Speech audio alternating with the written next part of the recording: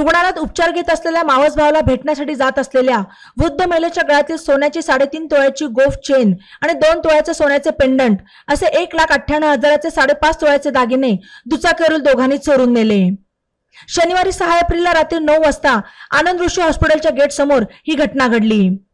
या प्रकरणी कोतवाली पोलीस ठाण्यात 2 अनोळखी चोरट्यांवर जबरी चोरीचा गुन्हा दाखल करण्यात आला। श्रीमती गुलाब दिलीप कटारिया वय 60 राहणार बालाजी कॉलनी अंबिकानगर केडगाव यांनी फिर्याद दिली। फिर्यादी यांचा मावस भाऊ आनंद ऋषी हॉस्पिटल येथे उपचार घेत असल्याने त्यांना भेटण्यासाठी फिर्यादी आणि त्यांची आई विमल शेलोत शनिवारी रात्री बालाजी कॉलनी येथून रिक्षाने आनंद ऋषी हॉस्पिटल येथे गेल्या।